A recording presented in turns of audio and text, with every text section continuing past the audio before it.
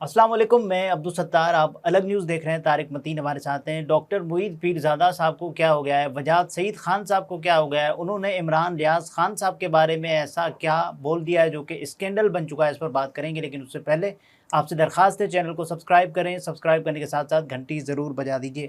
تو یہ انہوں نے شکوہ کیا ہے کہ بھائی دیکھیں عمران ریاض ہمارے حق میں نہیں بولتا۔ گینگ آف فور کے نام سے وجاہت سعید خان صاحب خود اس کو یہ نام دیتے ہیں، اور یہ لوگ اپنے وجاہت سعید خان صاحب کے یوٹیوب چینل پہ ہفتے میں ایک بار ویڈیو کرتے ہیں جس میں 4 لوگ موجود ہوتے ہیں۔ ٹھیک ہے۔ خود وجاہت سعید خان، ڈاکٹر معید پیرزادہ، صابر شاکر اور شہباز گل صاحب۔ تو اس کو گینگ آف فور کا نام دیا گیا۔ اس میں یہ لوگ مختلف موضوعات پر بات کر رہے تھے۔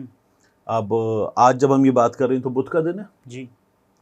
یہ جو کچھ ہوا یہ پیر منگل کا درمیانی شب والا حصہ تھا، اس میں ہوا۔ ان لوگوں نے ویڈیو کی، اس میں یہ مختلف موضوعات پاکستانی پالیٹکس کے ان پہ بات کر رہے تھے۔ انہوں نے ایک پاکستانی پریس فاؤنڈیشن ایک تنظیم ہے، اس کا جو اس کی ویب سائٹ کا ان چاروں کے خلاف جو مقدمات وغیرہ ہوئے اس کی مذمت کی گئی تھی۔ اس کا ایک اسکرین شاٹ بھی لگایا اور کہا کہ انہوں نے ہمارے خلاف تو بات کی، باقی کسی نے بات نہیں کی اور مذمت نہیں کی۔ جو ہمارے خلاف پرچہ ہو گیا، ہمارے خلاف مہم چلائی گئی، اس پر کسی نے ہمارا ساتھ نہیں دیا۔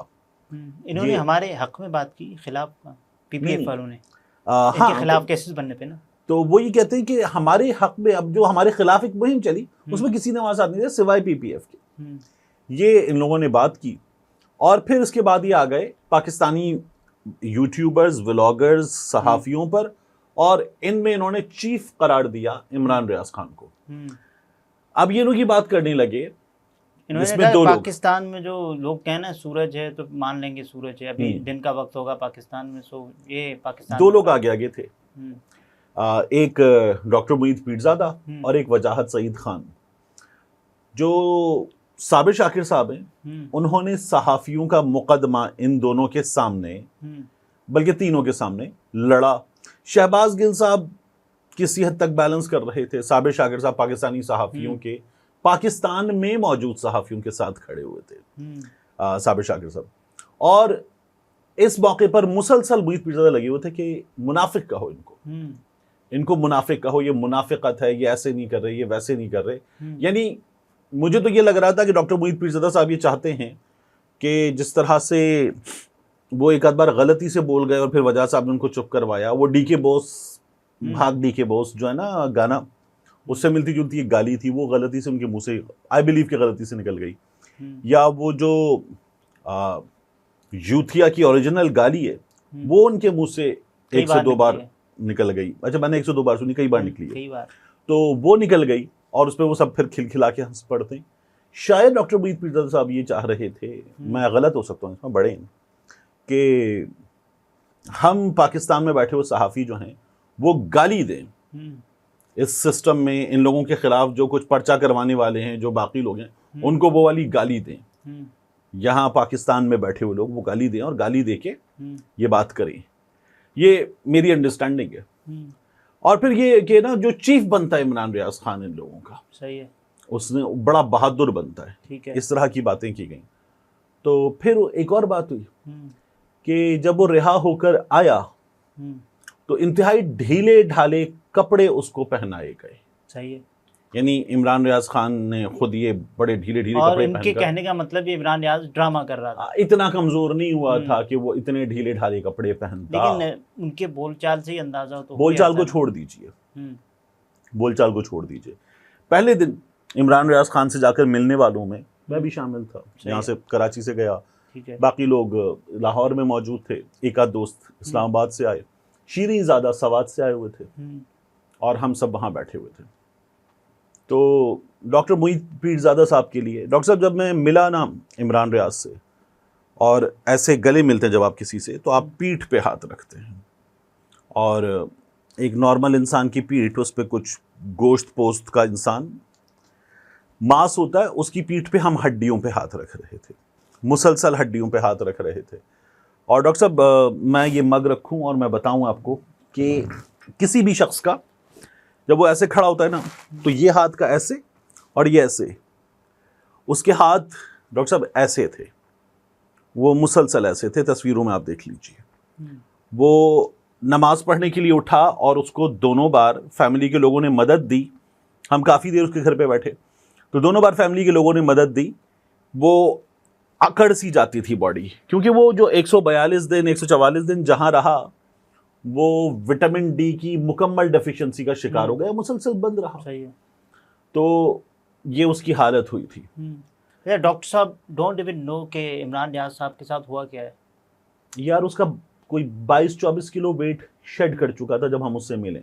اچھا میں عمران ریاض خان بھائی دوست سب کچھ، بڑی محبت کا ایک تعلق، ٹھیک ہے، تو میں جھوٹ بول رہا ہوں. وہاں منصور علی خان موجود تھے. when it comes to school of thought یا وہ اپروچ والا اختلاف والا معاملہ نا، منصور نے جو ویڈیو کی تھی وہ جا کے دیکھ لیں، ڈاکٹر محیط پیرزادہ صاحب، اس کے یوٹیوب چینل پہ موجود ہے. اقرار سے لڑائی بڑی ٹھیک ٹھاک قسم کی سوشل میڈیا پہ چل رہی اچھی خاصی. اقرار نے رویا وہاں پر بیٹھ کر بری طرح سے. اس کے بعد اقرار نے معافی مانگی کہ وہ جو ہمارے درمیان تھا، یعنی اس لیے نہیں کہ میں آپ کے ساتھ غلط کرتا، اس حالت کو دیکھ کے اس نے کہا جو ہوا تھا وہ آپ نے مجھے معاف کر دیا. یہ عمران ریاض سے پوچھا. تو یہ علی کاظم خان، میں ہم سب کی جو حالت تھی، اور آج دوبارہ میں نے ایک آدھ بار پہلے بھی بتایا کہ عمران ریاض خان وہاں پہ جب بول رہا تھا نا تو وہ کہہ رہا تھا کہ بھائی ٹھیک ہوں، اللہ کا شکر ہے. وہ ایسے بول رہا تھا، ہکلا کے بھی بہت ہکلا کے، اور اسے باقاعدہ تکلیف ہو رہی تھی بولنے میں. یہ اس کی جسمانی حالت تھی. ایک اور چیز جو ہم لوگوں نے شاید پہلے ایک آدھ بار بتائی، میں نے اپنے یوٹیوب چینل پہ آج صبح جو ویڈیو کی اس میں بتائی، یہ عمران نے کبھی نہیں بتائی. عمران ریاض خان رات میں اس کی اہلیہ، اور یہ مجھے پھر اس کی فیملی کے لوگوں سے پتا چلا، اٹھتی ہیں اور اٹھ کے وہ دیکھتی ہیں کہ وہ دیوار کی طرف منہ کر کے، ہاتھ سیدھے، پاؤں جڑے ہوئے، ہاتھ باڈی سے جڑے ہوئے، بالکل اسٹریٹ ست دیوار سے لگ کے کھڑا ہوا، منہ دیوار کی طرف کر کے کھڑا ہوا. اور ان کی وائف اٹھیں دیکھیں کہ کیا ہے یہ، اور وہ پکڑ کے ہلائیں اور وہ ہوش میں آتا ہے اور وہ کہیں لیٹ جاؤ آ کر. جہاں اس کو رکھا گیا تھا وہاں ایسے دیوار کی طرف منہ کر سیدھا کھڑا رہے، ورنہ، اور پھر اس سے وہاں پر بات ہوتی تھی. اچھا. تو وہ اس کیفیت میں ہے کہ وہ ذہنی طور پر اپنا ہوش و حواس کھو کر ایسے کھڑا ہوتا ہے دیوار کے ساتھ. وہ بیڈ پہ آلتی پالتی مار کے بیٹھا ہو یا پاؤں بیڈ سے نیچے لٹکے ہوں، دونوں ہاتھ ایسے سر سے اوپر اور بغیر اپنے ہوش و حواس کے ایسے بیٹھا ہوا تھا. اس کی وائف ہلاتی ہیں، اب یہ نارمل ہو گیا الحمدللہ، اور واپس اس کو کہیں کہ لیٹ جاؤ، اور وہ لیٹ جاتا ہے، کیونکہ وہ اس کنڈیشن میں جہاں ہاتھ بندھے ہوتے تھے، انٹیروگیشن ہوتی تھی یا جو بھی اس کے ساتھ سلوک کیا جاتا تھا وہ اس کیفیت میں ہوتا تھا. یہ ڈاکٹر محیط پیرزادہ صاحب پاکستان سے باہر تھے، ٹھیک ہے، ان کو اندازہ نہیں ہے. اچھا میں نے 10 ویڈیوز کی. ڈاکٹر محیط پیرزادہ صاحب باہر ہے، کس وجہ سے باہر ہے سمجھ رہے ہیں نا؟ ٹھیک ہے نا، میں نے 10 ویڈیوز کی عمران ریاض خان کی. صحیح ہے. تو مطلب اب آپ گنوائیں گے، یہ وہ چیزیں ہیں جو بتائی نہیں جاتی. 142 دن آپ یہ گنوائیں گے کہ میں نے 10 ویڈیوز کی. مطلب عمران نے واپس آتے ہی جن لوگوں کا پہلی بار میں شکریہ ادا کیا، ان میں یہ تمام لوگ شامل تھے. وجاہت سعید خان بھی، ڈاکٹر محیط پیرزادہ بھی، صابر شاکر بھی، یہ تمام لوگ شامل تھے. اچھا پھر اس کے بعد مطلب میرا بھی، مصطفیٰ کی بات بھی، پھر اس کے بعد ڈاکٹر محیط پیرزادہ کے صاحب کہنے لگے کہ وہ جو ڈھیلے ڈھالے کپڑے پہنتا ہے، یعنی آپ یہ کہہ رہے ہیں کہ وہ اتنا کمزور نہیں ہوا تھا اور وہ ڈرامہ تھا. تو ہمیں اندازہ ہے، دنیا کو اندازہ ہے اس کا جو ویٹ تھا، جو چیزیں تھیں. اور پھر اس کے بعد اس نے جتنی ایفرٹ کے ساتھ، فزیکل ایگزرشن کے ساتھ واپس خود کو فٹ کیا ہے، جتنی ایکسرسائزز کی ہیں، جتنا اپنے آپ کو واپس اس نے ٹرانسفارم کیا ہے، اس کا بھی ان لوگوں کو اندازہ نہیں ہے. اور وجاہت سعید خان صاحب پہلی بار جب ان کی گفتگو ہوئی تھی تب سے ہی اندازہ لگایا جا سکتا ہے نا کہ عمران ریاض صاحب نے اپنے وکیل میاں علی اشفاق سے جو پوڈ کاسٹ میں گفتگو کی اس سے بھی پتہ چل رہا تھا. بالکل صاف پتہ چلتا ہے. وجاہت سعید صاحب کہنے لگے کہ میں نے 3 ویڈیوز کی، اس میں جو اس کے ساتھ بیتی، جو ہوا، میں نام نہیں لینا چاہتا، آپ سب کو پتہ ہے میں کس کی بات کر رہا ہوں. ایک ایک چیز میں نے بتائی. مجھے ایسے کرتا، مجھے فون کرتا، مجھے میسج کرتا، تھینک کرتا، ایکنالج کرتا، امریکہ میں ایکنالج کرتا، یہ کرتا، ایسے تو کرتا کم از کم. یہ لوگ باتیں کر رہے تھے. پھر صابر شاکر صاحب نے ان کو بتایا سمیع ابراہیم کی نوکری چلی گئی ہے, پاکستان میں ہی ہے. عارف حمید بھٹی کی نوکری چلی گئی ہے, پاکستان میں ہی ہے. صدیق جان کی نوکری چلی گئی ہے, پاکستان میں ہی ہے. جمیل فاروقی کی نوکری چلی گئی ہے.